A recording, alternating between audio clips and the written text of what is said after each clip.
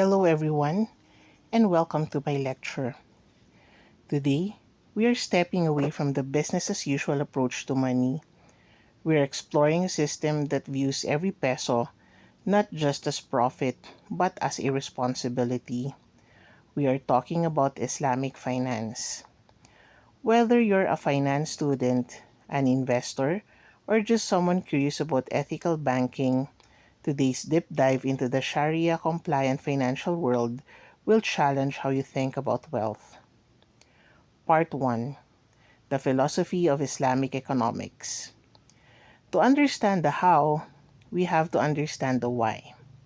Islamic economics is not just about rules, it is about worldview. In this system, man's position is that of a khalifa, a trustee. Imagine being given the keys to a beautiful estate. You can enjoy the fruit, but you do not truly own the land. God does. This creates a unique economic trust. You are not just accountable to shareholders, you are accountable to a higher moral standard. Wealth and resources are seen as the lifeblood of society.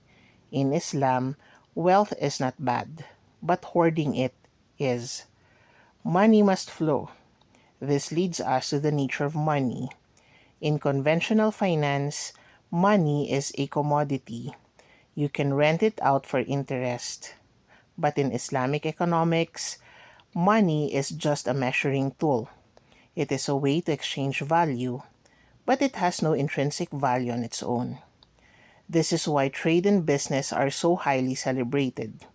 The Prophet Muhammad himself was a merchant. The idea is simple. You should make money by taking risk, providing service, or trading an asset, not simply by sitting back and watching interest pile up. Part 2: The Core Principles. Now, let's get into the no-go zones. There are three big terms you need to know if you want to understand Islamic finance. Riba. This is usury or interest. Charging interest on a loan is strictly forbidden. Why? Because it is seen as exploitative. Garar. This means excessive uncertainty. Think of it as the anti-gambling rule for contracts. Everything must be transparent. You cannot sell a fish still in the sea. Maisir, pure gambling or speculation. But it is not all about what you cannot do. It is about risk sharing. In a Sharia compliant deal, if the business succeeds, the bank and the entrepreneur share the profit. If it fails, they share the loss. It is a we're in this together model. And finally, there's zakat. This is a mandatory 2.5% wealth tax that goes directly to the poor. It ensures that the economic engine does not just benefit the people at the top. Part 3: Islamic Banking and the Philippine Landscape. So, how does a bank survive without interest? They become partners. Instead of lending you money for a car and charging interest, the bank might buy the car for you and sell it back to you at a slight, transparent profit that's called murabaha. Let's look at home.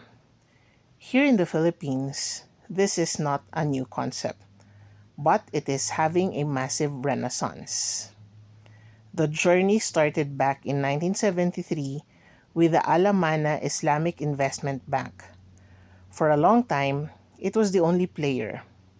But in 2019, everything changed with Republic Act number 11439. This law finally opened the doors for other banks to create Islamic windows. It is a huge step for financial inclusion, especially for our brothers and sisters in the Bangsamoro region, bringing them into the formal financial system without compromising their faith. Part 4: The Islamic Capital Market. To wrap things up, let us look at the big picture. the Islamic capital market.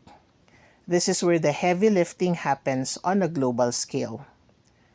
The Islamic capital market is crucial because it offers a safe harbor for ethical investors. Its secret weapon? Sukuk. Now, don't call them bonds. A bond is a debt.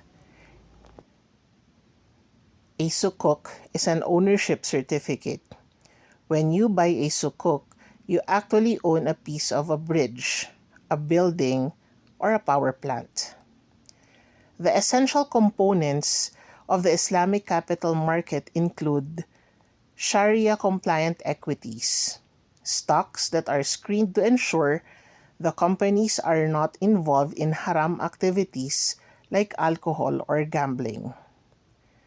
Takaful, the Islamic version of insurance, based on mutual assistance rather than betting against risk. At the end of the day, Islamic finance offers a blueprint for a more stable, asset-backed, and socially responsible global economy.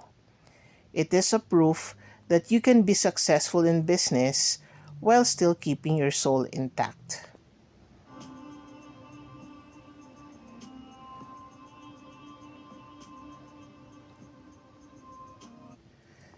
Thank you for joining us for this lecture on Islamic finance.